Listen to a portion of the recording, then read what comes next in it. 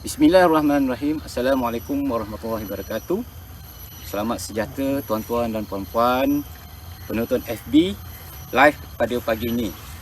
Saya Zulkifli bin Abbas, Ketua Unit Pembangunan Teknologi dan IPM, Bahagian Biosecurity, Jabatan Pertanian Malaysia. Pagi ini saya akan berkongsi kaedah-kaedah pengurusan proses secara bersepadu atau secara ringkasnya IPM, iaitu Integrated Pest Management. Mohon tuan-tuan puan-puan untuk share dan like FB Jabatan Pertanian. Ilmu yang saya berikan dapat berkongsi beramai-ramai.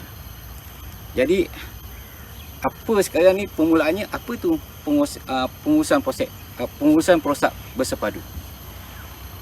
Pengurusan proses bersepadu ialah gabungan amalan pengurusan ladang dan kaedah kawalan proses secara bersepadu untuk mendapat tanaman yang sihat dan selamat untuk dimakan serta mengurangkan penggunaan racun kimia di samping dapat menjaga alam sekitar. Matlamat utamanya ialah untuk mengawal proses tanpa menjejaskan hasil pengeluaran alam sekitar dan memelihara makhluk proses bukan sasaran. Cara kawalan murah dan menguntungkan, mesra alam dan boleh diterima, mudah dan dapat dilaksanakan dengan senang.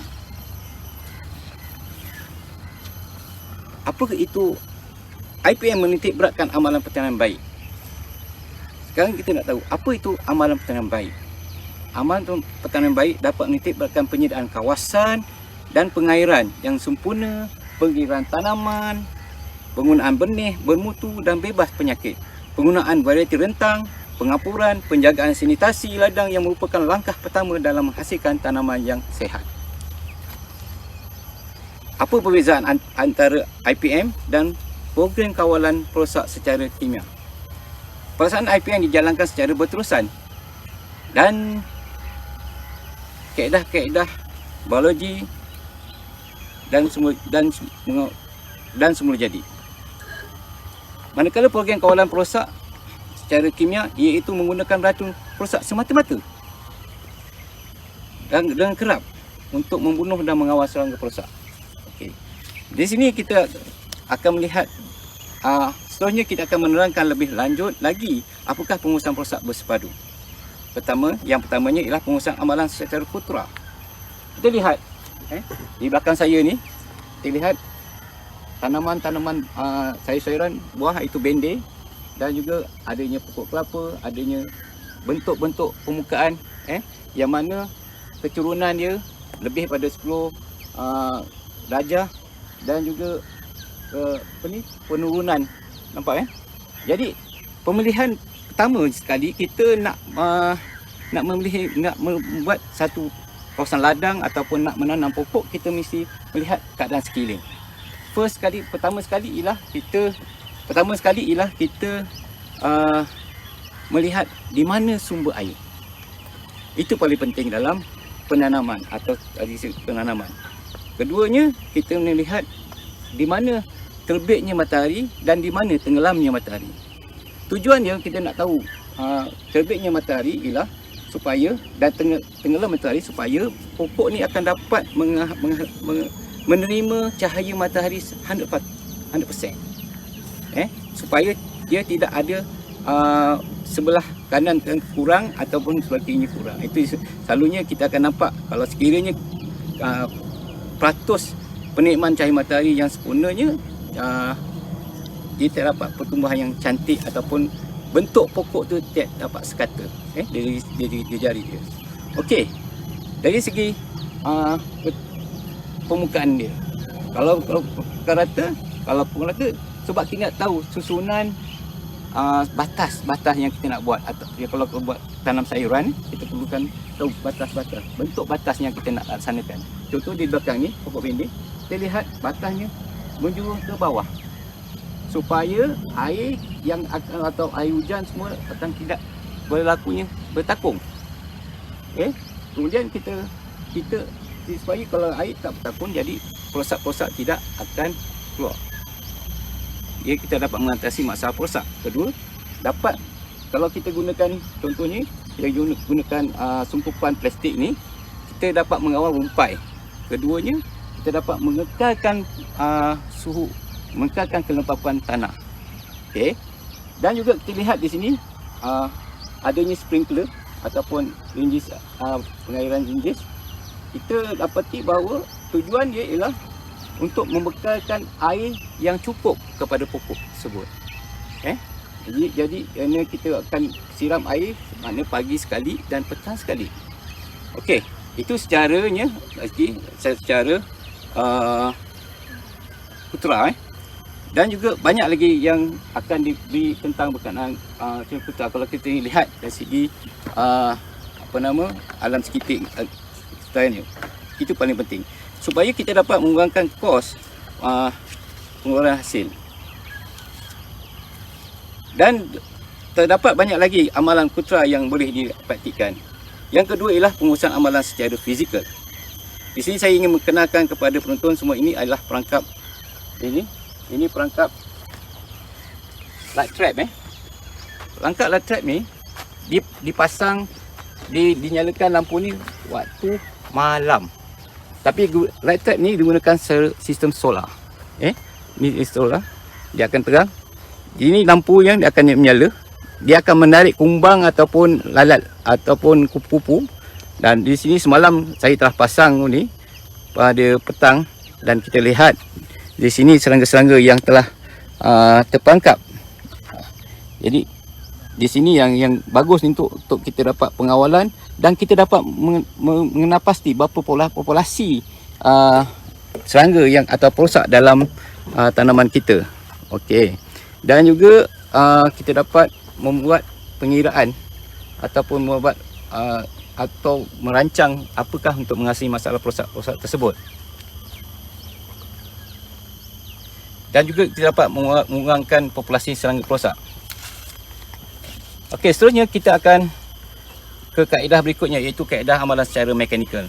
Okey, secara mekanikal ni kita lihat seperti perangkap feromon, pelekat, pembungkus, pembalut. Ini contohnya, inilah pembalut Ini pembalut buah.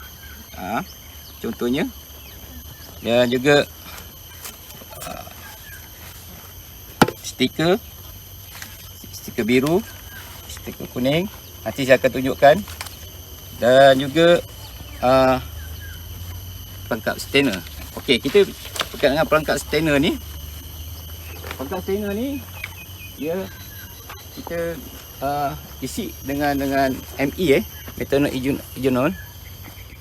Okey, kita isi ke dalam dia supaya lalat buah ni, lalat buah jantan. Lalat buah jantan ini secara potting bed. Ini potting bed, bukan ni potting bed, minta maaf, potting bed. Ini kita dah letak racun serangga dan juga bahan metal ethanol dan juga racun ni je contoh potting bed solution. Okey, kita letakkan dalam ni dan kita tahu di paras ni. Jadi lalat buah tu akan attack kat sini. Lalat buah jantan attack kat sini dan dia akan mati. Dia akan membiak dia. Okey. Itu potting bed. Okey, satu lagi yang stainer Stainer ni ialah kita letakkan ME tu, methanol ethanol, ke dalam ni.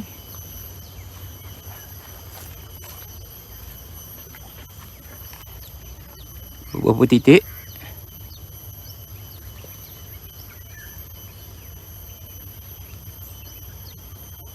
Okey. Tu tengok lalat buah dah datang tu. Kita letakkan dalam tu dan selepas tu kita akan lihat lalat buah jantan dia. Macam ni. Contohnya yang telah dia mati dibunuh. Okey. Okey. Berkenaan dengan pelekat biru,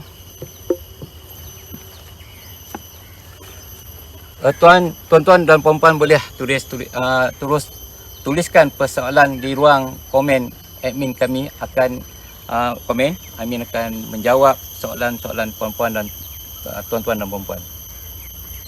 Okey, selepas ni berkenaan pelekat kuning pelekat kuning ni, ini dia yang kita letak di sini. Contohnya macam ini. Okey, kita lihat ladybird ladybird yang telah terpangkap dengan ni. Stiker ni telah diberi di semua dengan pelekat. Okey, ni ladybird. Okey. Dan paras antara tanah dengan tu ialah 1.5 meter. Dia akan cover seluas 10 meter persegi setiap satu stiker ni. Begitu juga sama juga dengan stiker biru. Ni jarak dia. Dan juga kita letak seperti yang di sana. Kita lihat di sana contohnya kita letak untuk kawalan perosak penyakit perosak-perosak seperti apit dan sebagainya.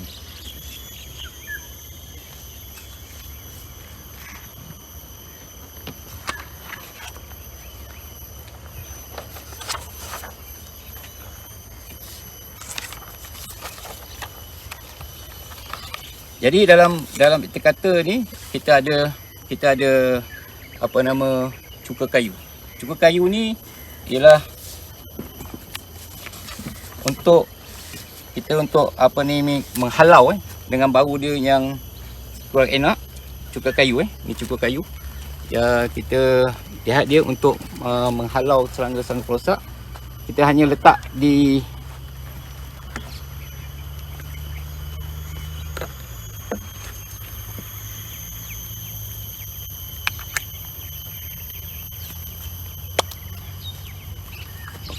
cuka kayu ni letak di atas ni. Itu cukup untuk dia. Dia menghalau perosak-perosak atau menghindarkan tu. Itulah dia punya jadi bahan ni dia biopesticide yang mana bahan organik yang kita dan satu lagi sama juga iaitu neem oil. Neem oil ni sama dia apa ni untuk menghalau lalap buah, lalap putih dan juga sebagainya. Dia sama juga sama. Kita letakkan sama tempat kat sini. Tapi yang tu pulang pada tuan-tuan dan puan-puan untuk pilih apakah jenis bahan biopesticide yang diminat. Tapi banyak kegunaan cuka kayu dan juga ni untuk menghalau dan juga merawat tanah-tanah ataupun merawat kita punya pupuk dan pemekaran kita. Jadi dalam perkara ni saya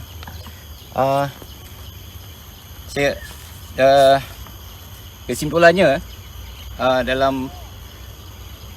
dalam kita punya Facebook live ni, iaitu penerapan IPM memerlukan masa dan harus dipantau dengan teliti kerana praktik IPM mempunyai banyak kaedah yang berbeza dalam pengendalian makhluk perosak yang paling berkesan. Perosak yang berbeza mempunyai kaedah kawalan yang berbeza dan perlu untuk memantau kaedah mana yang terbaik untuk perosak tertentu. Jabatan Pertanian melalui bahagian biosecurity tumbuhan memberi sokongan dan latihan kepada petani yang menerapkan IPM untuk mengawal perosak di ladang mereka. Apabila amalan ini semakin meningkat, penerapan proses IPM menjadi lebih mudah dari masa ke semasa. Penerapan strategi IPM akan memberi faedah ekonomi kerana akan dilaksanakan secara berterusan, dapat meningkatkan produktiviti dan mengurangkan populasi perosak dalam jangka masa yang panjang. Semua orang dapat memperolehi manfaat makan makanan yang selamat untuk dimakan melalui persekitaran yang lebih sihat. Jadi dalam perkara ini saya minta tuan-tuan bolehlah membuat komen ataupun soalan-soalan kepada admin kita dan juga like Facebook live bagi Jabatan Pertanian Malaysia. Sekian, wabillahi taufiq wal hidayah. Assalamualaikum warahmatullahi wabarakatuh.